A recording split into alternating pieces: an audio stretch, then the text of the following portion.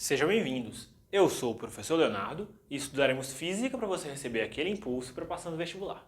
No vídeo de hoje, daremos início a um conteúdo novo, ao conteúdo de dinâmica, cujo foco principal são as leis de Newton. Como toda aula introdutória, para que a gente domine bem os conteúdos que nós veremos mais para frente, aqui nós veremos alguns conceitos e, claramente, as leis de Newton para dar início ao nosso estudo. Então, para dominar bem a lei de Newton, nós precisamos de um conceito central. E esse conceito central é o conceito de força. Então, o que é uma força? Bom, uma força é o agente físico responsável pela mudança do movimento de um corpo. Então, se de alguma forma um corpo tem o seu movimento alterado, significa que nesse corpo tem a atuação de uma força. E a grandeza central do movimento é a velocidade. Então, no geral, se a velocidade varia, nós temos uma força. Outra coisa notável que nós podemos falar sobre força é que ela é o resultado da interação entre corpos. Ou seja, se dois corpos interagem, nós podemos resultar em uma força entre esses dois objetos. Apesar de que o conceito de força é um conceito um pouco mais trabalhoso de se falar, nós podemos comentar um pouquinho sobre ele sem perder conteúdo aqui. Nós podemos aqui trabalhar com dois modos de classificar uma força. O primeiro modo vai ser baseado em dois modos de atuação dessa força. Então, nós podemos classificar uma força sendo força de campo ou de contato nessa primeira classificação. Então, uma força de contato, como o próprio nome diz, é uma força que exige o contato entre os corpos para se manifestar. Enquanto uma força de campo, não. Nós já falamos de uma força de campo lá na aula de eletrostática, que é o campo elétrico. O campo elétrico gera uma força elétrica, que é a força que existe entre duas cargas que não precisam estar em contato. Ou seja, é uma força que atua à distância. Outra força de campo que nós podemos falar é a força da gravidade, a força peso, a força gravitacional. Se eu soltar o pincel, ele vai cair. E ele não está em contato com a Terra, né? Então a Terra faz uma força no pincel e essa força atua à distância por ser uma força de campo. Uma força de contato, por exemplo, é uma força que eu posso falar que, por exemplo, é a força que eu faço nesse quadro. Ou então é a força que eu faço para segurar esse pincel. Nós temos vários tipos de forças de contato. Veremos mais para frente como ver cada uma delas. No outro modo de classificar, nós podemos falar de 4 tipos de força. A força gravitacional, que seria a força de interação entre massas. A força eletromagnética, que estaria associado com as interações eletromagnéticas que existem entre cargas. A força nuclear forte e a força nuclear fraca, que são forças que existem, como o próprio nome diz, no núcleo dos átomos. Então, dentro da gravitacional, por exemplo, nós podemos falar do peso. Dentro da eletromagnética, podemos falar da força elétrica, da força magnética, da força normal, da força de atrito. Podemos falar da força nuclear forte e da nuclear fraca quando tratamos de forças que existem no núcleo dos átomos. Quando eu falo de como medir forças, eu estou pensando naquilo que pode ser medido, ou seja, uma grandeza. Como nós vimos lá na aula de cinemática vetorial, nós podemos falar entre dois tipos de grandezas, grandezas vetoriais e grandezas escalares. Primeiramente, nós podemos falar que a força é uma grandeza vetorial. Se é uma grandeza vetorial, ela tem módulo, direção e sentido. Então, olha só, para a gente medir uma força, nós precisamos medir qual que é o efeito dela no corpo. É difícil medir força diretamente, diria que até impossível. Nós medimos forças a partir de como ela interage, como ela atua no corpo. Então, um modo de medir força é usando um dinamômetro, no qual eu interajo com essa parte, eu puxo essa parte e eu deformo uma mola. Nós veremos já já que uma mola sofre uma força que depende da sua deformação.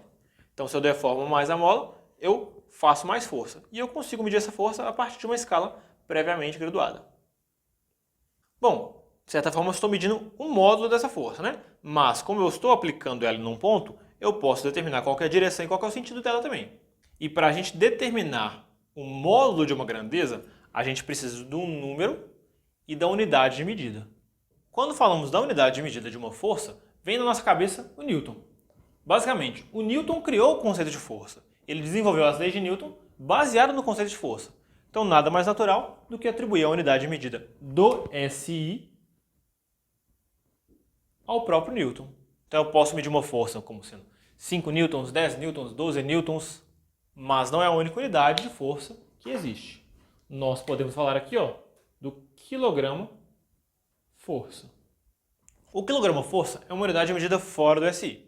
Basicamente, eu posso criar unidades de medida de força colocando a palavra força depois de uma unidade de massa. Então, por exemplo, aqui nós temos o quilograma-força. É uma unidade de força, não é uma unidade de massa. Nós temos também, por exemplo, tonelada-força, gramas-força, libras-força. Basicamente, se eu coloco a palavra força depois de uma unidade de massa, eu posso pensar que agora eu estou me referindo à força.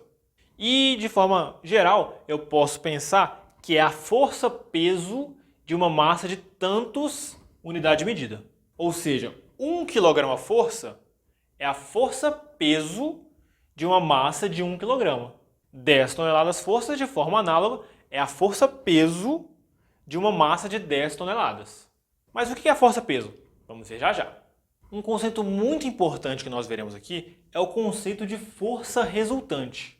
Se nós temos aqui, por exemplo, um corpo, esse aqui, que está sofrendo a atuação de várias forças, então, por exemplo, eu posso pegar aqui, atua uma força F1, um vetor, F2, outro vetor, F3, outro vetor. Posso botar aqui quantas forças eu quiser. Mais um aqui, F4.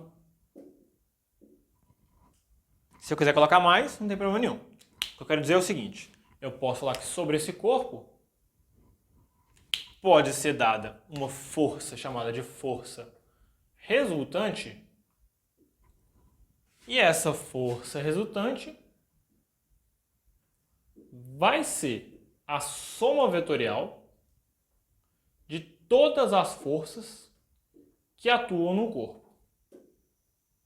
Então eu coloquei 4 aqui, então no nosso exemplo seriam 4. Mas poderiam ser mais, por exemplo, né? Então nós podemos conceituar a força resultante, como eu acabei de dizer, como se na soma vetorial de todas as forças que atuam no corpo. Então podemos até marcar aqui, todas as forças que atuam no corpo. Então se tem 50 forças no corpo, a resultante vai ser a soma de todas essas 50. E por que esse conceito é importante? Vamos ver agora. Então, por uma questão de princípios, vamos lá, começando do princípio, que é a primeira lei de Newton. Um outro nome para ela seria a lei da inércia, um apelido que a gente pode falar, né? O que a primeira lei de Newton nos diz? Ela nos diz que se a força resultante num corpo for igual a zero, eu posso dizer que ele tem duas possibilidades de comportamento. Um repouso ou um movimento retilíneo e uniforme. Quando um corpo tem a força resultante igual a zero, eu posso falar que isso aqui é chamado de equilíbrio. E é um equilíbrio que eu posso falar que é estático, quando ele está em repouso, ou seja, ele está parado, ou um equilíbrio dinâmico, que ele tem movimento. Então, quando uma questão fala que o corpo está em equilíbrio, nós já podemos falar que a resultante das forças é igual a zero. Ou, por exemplo, sabendo que ele está parado ou em MRU, nós também podemos falar que é um equilíbrio. Então, inércia, nós podemos pensar naquelas situações em que um corpo se mantém em movimento, caso ele esteja em movimento, ou se mantém em repouso, caso ele esteja parado. Ele só vai mudar esse estado de movimento, caso atue sobre ele uma força resultante, diferente de zero, naturalmente. Então, aquelas situações em que a gente está no carro, por exemplo, ou no ônibus, em que nós estamos andando lá em MRU e, repentinamente, o carro para. A nossa tendência é de continuar em movimento, então a gente continua em movimento, só que a gente é segurado pelo cinto de segurança. Ou então a gente já está segurando nas barras dos ônibus. Então aquele movimento tende a ser alterado a partir de uma força, né? Ou seja, se eu estava em movimento, tende a ser freado, atua uma força em mim. Ou, por exemplo, também, quem já viajou de avião sabe muito bem, na hora da decolagem, o avião começa a ir muito rápido, ele começa a ter uma aceleração e a gente fica meio que socado no banco, né? E nisso a gente vê a nossa tendência de ficar em repouso, porque a gente tenta ficar em repouso e acaba sendo comprimido no banco, enquanto o avião faz a força na gente. Uma outra situação é em elevadores. Nós subimos o elevador, quando ele começa a subir, nós sentimos uma pequena carga. As nossas pernas tendem a ficar em repouso, nosso corpo tende a ficar em repouso, só que aparece uma força que tende a levantar ele. Então a gente sente essa pequena carga associada à nossa inércia também. Então, como exemplos de inércia, eu posso listar vários aqui, né? Mas todos vão girar em torno daquela situação de permanecer no estado de movimento, a não ser que atue uma força resultante nesse corpo. Ou então, pensa na continuação da tendência do movimento a partir da não existência mais de uma força resultante. Então, se eu pegar uma corda e amarrar uma pedra e ficar girando essa pedra, se eu cortar a corda, vai deixar de existir uma força sobre a pedra. Então, ela vai tender a permanecer no movimento que ela tinha, no último movimento que ela tinha. Então, que nem eu estou falando aqui, ó, pensando numa corda prendendo uma pedra que está girando. Se eu cortar efetivamente essa corda, a pedra que está girando, por exemplo, nesse sentido, vai tender a permanecer com o movimento dela, que seria esse tangente à nossa trajetória. E como ela permanece com esse vetor velocidade, ela se desloca em linha reta. A segunda lei de Newton, também chamada de princípio fundamental da dinâmica, é uma das coisas mais importantes que nós temos na física inteira. Então, como é o princípio fundamental da dinâmica, todo o estudo de dinâmica fica em torno desse princípio fundamental. Então, a segunda lei de Newton vai nos dizer o seguinte: a força resultante que atua num corpo é igual à massa vezes a aceleração. É um princípio bem simples, mas, como o próprio nome diz, é fundamental. E a gente pode, inclusive, associar essa primeira lei de Newton à segunda, né? Se o corpo não tem aceleração, ou seja, se ele está parado ou em MRU, esse produto aqui é zero, então significa dizer que a resultante das forças é igual a zero. Ou então, pensando no que eu falei lá no começo, como é a força o agente responsável pela mudança da velocidade, já que a gente pode falar que a aceleração é igual a ΔV sobre ΔT, se nós temos uma mudança de velocidade, nós temos uma força atuando. Uma força, no caso, resultante. E para ter força resultante, naturalmente, a gente precisa de força. Olha só. Então, massa. A massa, basicamente, é o que a gente pode falar da medida de inércia de um corpo. Se um corpo ele tem mais inércia, ele tende a sofrer menos variação de velocidade a partir de uma atuação da força. Então, a inércia, associando com a primeira lei de Newton, seria uma certa dificuldade que um corpo apresenta, que o corpo mostra a mudança da sua velocidade. Se um corpo tem mais inércia, ou seja, se ele apresenta maior resistência à mudança da sua velocidade, significa dizer que ele tem mais massa. Então, vocês já podem ter visto alguns desses termos, né? Que um corpo tem mais inércia que o outro. Vamos pensar bem simples aqui. Mais inércia é um termo um pouco não tão bom assim, sabe? Nós vamos falar sobre a massa. A massa é essa rigidez que o corpo, essa dificuldade que o corpo impõe à mudança do seu movimento. Então, corpos que têm mais massa precisam de sofrer mais força para ter uma aceleração igual a corpos que têm menos massa.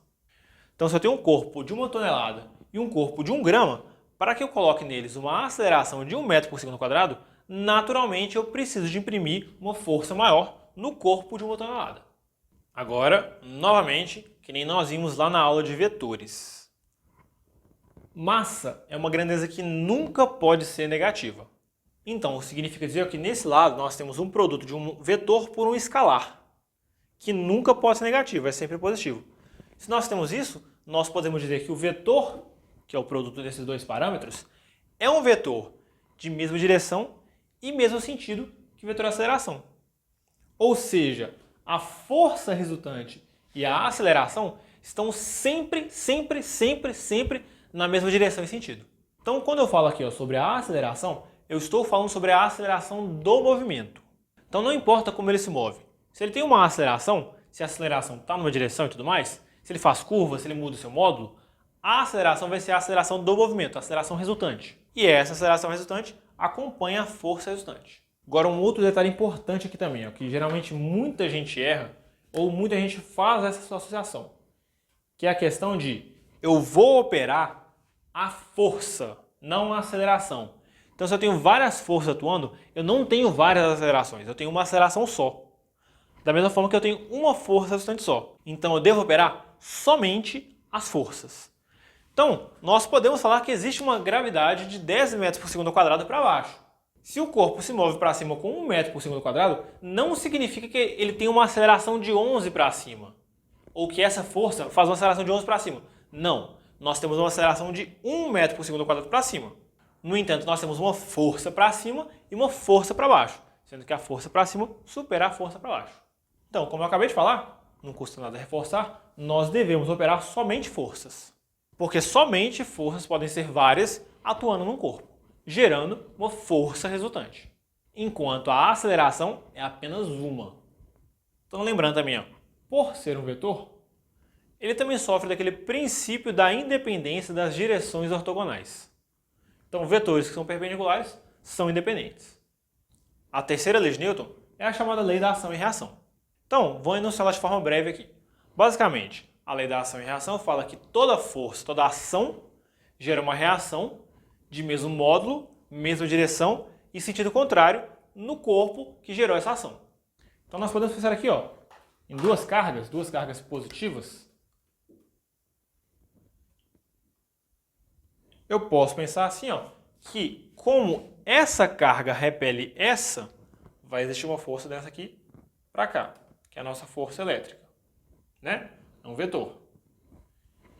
Essa força, como reação, faz uma força nessa aqui.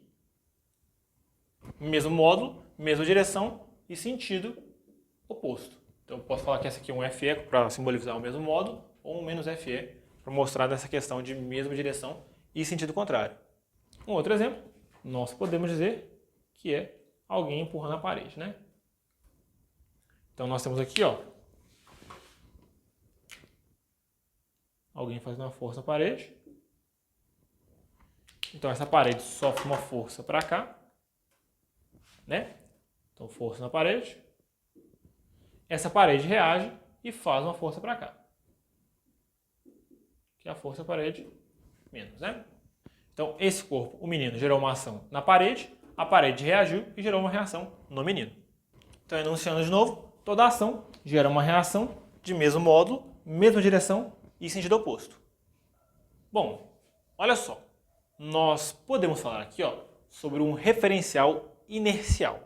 A validade das leis de Newton, como eu acabei de apresentar aqui, é limitada a referenciais inerciais. Então voltando lá na inércia, lá na primeira lei de Newton, o que eu posso falar que é um referencial inercial? É aquele em que a força resultante é igual a zero, né? O vetor força resultante. Ou seja, um referencial inercial é um referencial que está em repouso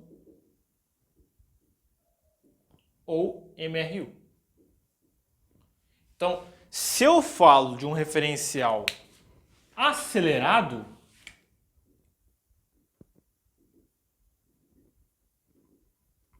eu estou pensando no referencial não inercial.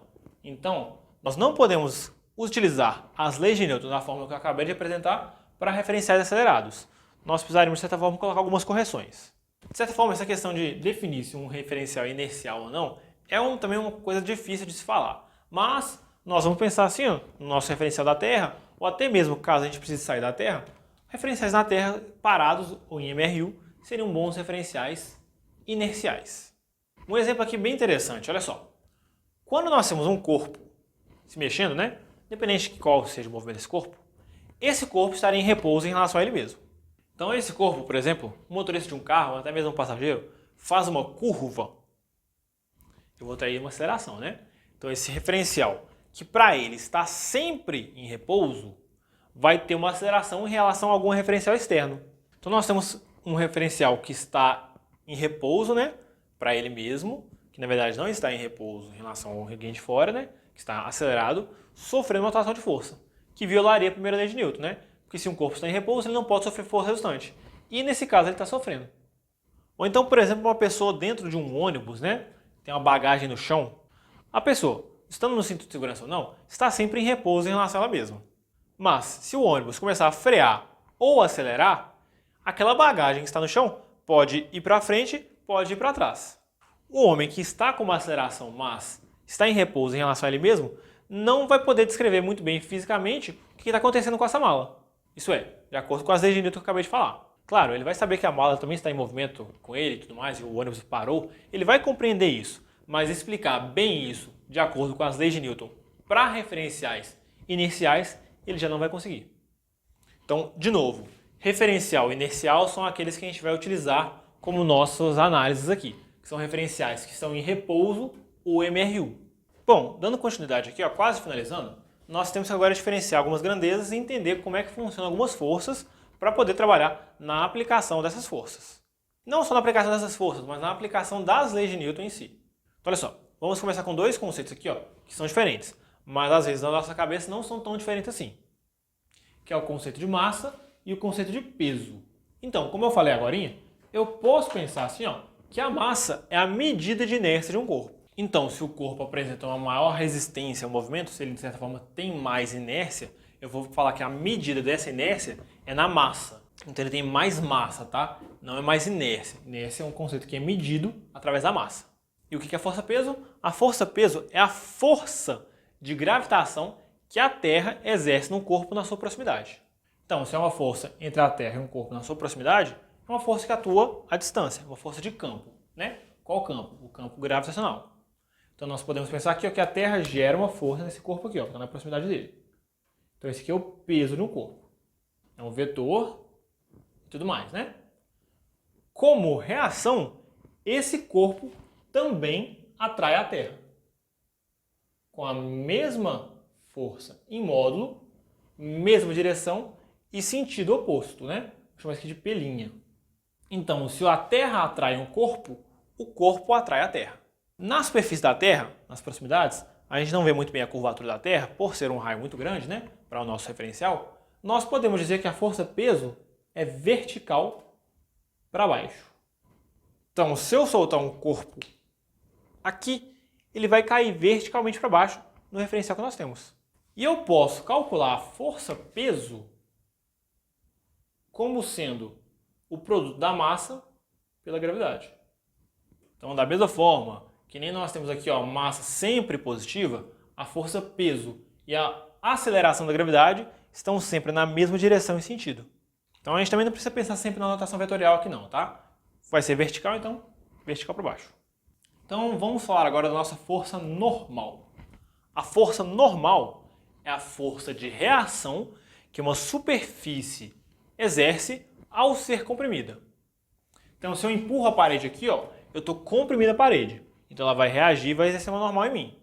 Se eu estou aqui apoiado no chão, eu estou comprimindo o chão. Então, ao comprimir o chão reage e faz uma força de mim para cima. Se eu, por exemplo, estivesse comprimindo o teto iria reagir e fazer uma força em mim. Todas essas forças, que são forças associadas à compressão de uma superfície, são chamadas de força normal. Então, olha só, como ela é a reação, então vamos ver aqui ó, qual seria a ação dela, né?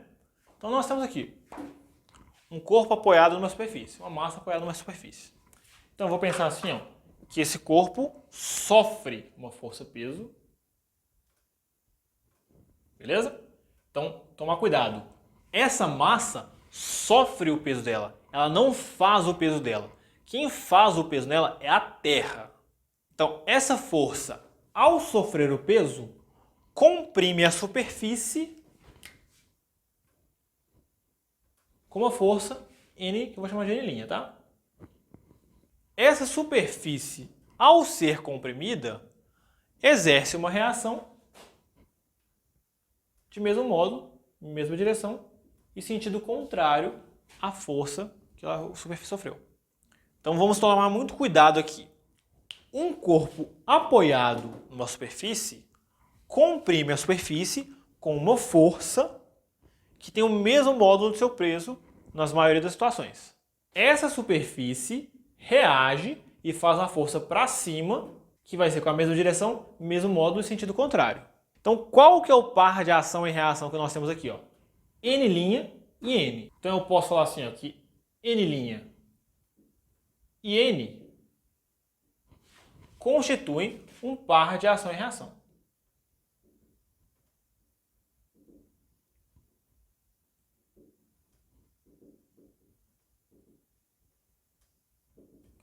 Então, a reação da normal é a normal linha. Lembrando, Par de ação e reação tem que atuar em dois corpos diferentes. Um dos corpos é a nossa massa que está apoiado e o outro corpo é a superfície. Então eu posso ter a atuação de duas forças de ação e reação, né? Um par de ação e reação, em dois corpos diferentes. Enquanto em um corpo eu não posso ter um par de ação e reação. Então aqui, ó, peso e normal não constituem um par de ação e reação. Então vou botar aqui, ó. Peso e normal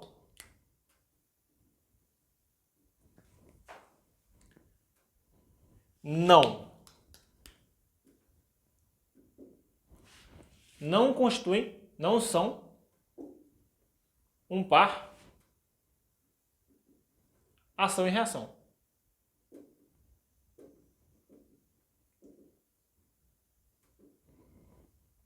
Então, não são um par ação e reação. Lembrar muito bem disso, tá? Peso e normal não constituem um par de ação e reação. A reação do peso está lá no centro da Terra, enquanto a normal, que é uma reação, está associada a uma força de ação na superfície. Outro detalhe importantíssimo. A superfície não é comprimida com o peso do corpo, porque o corpo sofre um peso. Ela é comprimida por uma força igual ao peso. Igual se o corpo estiver aqui parado, né, na superfície, ou então movimentando somente na horizontal, em modo, direção e sentido. O nosso novo tipo de força que nós estudaremos aqui, ó, vai ser a força de tensão ou tração. Para ter tensão ou tração, nós precisamos ter uma corda, tá? Então nós temos aqui, ó, uma corda. Beleza? Então, essa força de tensão ou tração em corda é a força que uma corda exerce ao ser esticada. Então nós temos aqui, ó, um corpo que está suspenso por uma corda. Então esse corpo vai ter uma massa M, né? Sobre ele vai atuar um peso. Então ele vai sofrer um peso. Beleza? Então, ao ter esse peso, ele vai esticar a corda, que ao estar presa do outro lado, vai fazer uma força nele, puxando ele para cima. Então essa aqui é a nossa tensão.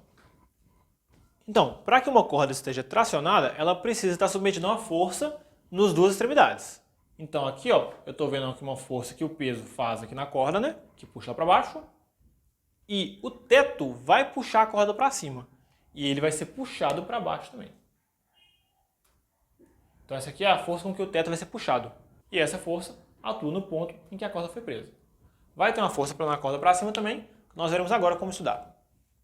Olha só, vamos ver direitinho o que vai acontecer. Bom, a massa sofre um peso vertical para baixo. Nós temos aqui, ó, quando essa massa sofreu esse peso, ela puxou a corda para baixo, com uma força T igual ao peso dela, supondo, né, a situação parada. Quando essa corda foi puxada para baixo, ela puxou o teto para baixo. Então o teto foi lá e puxou ela para cima. Ao ser puxada para cima, ela puxa o objeto para cima também. Então nós temos aqui, ó, várias trações. Então olha só, a corda está sendo esticada. Quando eu desenho essa força e essa força, eu estou pensando na força que o objeto e o teto sofrem. Então para que ele sofra uma força para baixo, ele tem que fazer a força para cima. E para que ele sofra uma força para cima, ele tem que fazer a força para baixo. Então essas são as forças que a corda sofre. Ela sofre ao ser esticada e ela exerce essas aqui ao ser esticada. Então essas duas aqui, ó, são para ação e reação, e essas duas aqui, ó, também constituem um par de ação e reação. Então, de novo, quem sofre o peso é essa massa. A corda não sofre o peso, ela sofre uma eventual tração a partir do peso. E outra coisa, a corda tem que estar sendo esticada, né? Se eu comprimir uma corda, ela não consegue fazer força nenhuma, ela não tem rigidez nenhuma. Só se eu puxar ela, aí ela vai ter uma certa rigidez a partir disso. Então, para finalizar aqui, ó, as forças que nós vamos ver aqui de modo mais corriqueiro, com exceção da força de atrito, que nós veremos em outra aula, vamos falar aqui, ó, da força elástica, né? Associando ela à lei de Hooke. Então, o que é a força elástica, né? A força elástica é a tração ou compressão sofrida por uma mola. Então, aquela tração que eu falei agora na corda pode ser aplicada aqui na mola. Ou seja, tem que estar sendo aplicada nas duas extremidades e isso vai ter efeito na mola. E compressão, né? Mesma forma. Se eu comprimir uma mola, aplicar uma força para apertá-la dos dois lados, ela também vai ter algum efeito. Então, a lei de Hooke nos mostrou assim, ó, que uma mola se deforma de modo linear. Eu posso pensar num gráfico de força por deformação. E o que é essa deformação? É a variação do comprimento da mola. Então nós temos uma mola desse tamanhozinho aqui, ó. Ela pode sofrer uma deformação e ficar desse tamanho. Então essa é a variação do comprimento. Ou ela pode ser puxada e ficar desse tamanho, sendo essa a variação do comprimento. Então o x aqui, ó, é a nossa deformação.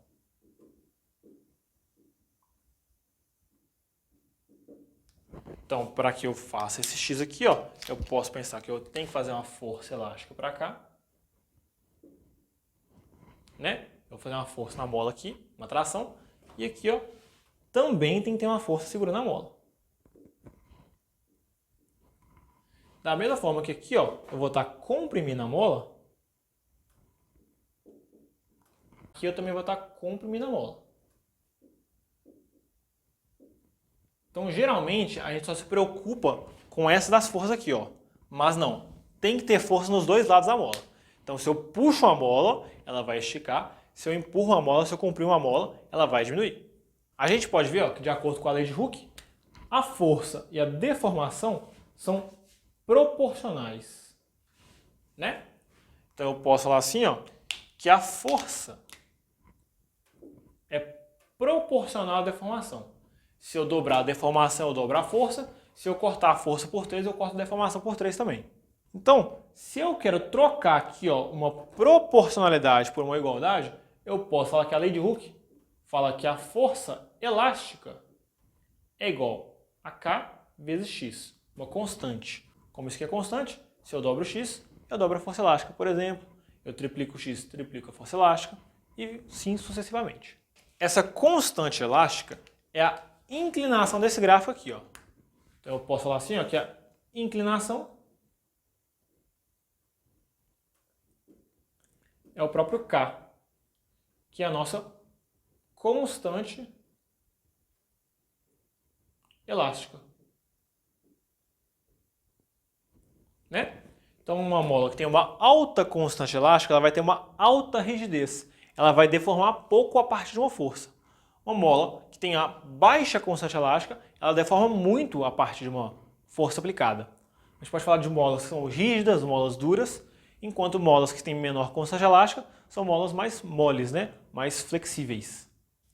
Então, ó, como deformação é variação do comprimento, a unidade é o metro. Como força, a gente já viu que a unidade é Newton, eu posso falar assim, ó, que a constante elástica vai ter uma unidade igual à unidade de força sobre unidade de deformação. Então eu posso falar assim que a unidade no SI é o Newton por metro. Então uma constante elástica de 10 newtons por metro significa que para cada 10 newtons que ela sofre, ela deforma 1 metro. Inclusive aqui, ó, de novo, no dinamômetro, eu vou aplicar uma força, a mola vai deformar e ao deformar, ela vai me indicar um valor de força, porque ela está previamente calibrada, né? Nós temos a informação aqui, ó, que ela tem uma certa rigidez, uma certa constante elástica, que deformando até aqui, ó, eu posso ter aqui, por exemplo, 2 newtons. Se eu deformar até aqui, ó, eu vou ter 4 newtons. Então a deformação desses 2 newtons foi metade da deformação dos 4 newtons, que vai ser metade ainda da deformação dos 8 newtons. Então nós temos uma mola lá dentro que deforma com a força aplicada. Pessoal, por hoje é só. Espero que vocês tenham gostado. Na aula de hoje nós vimos as leis de Newton e algumas forças. Na próxima aula sobre dinâmica, nós veremos sobre a força de atrito, que é uma força que merece um pouco mais de estudo, um pouco mais de paciência na hora de estudar, para a gente não perder no caminho. Depois disso, nós iremos aplicar as leis de Newton nas diversas situações possíveis. Muito obrigado por assistir esse vídeo. Se você gostou, deixa o like aí no vídeo, comente alguma coisa legal, compartilhe com os amigos. Se você é novo no canal, não deixe de se inscrever. Muito obrigado mais uma vez e até a próxima.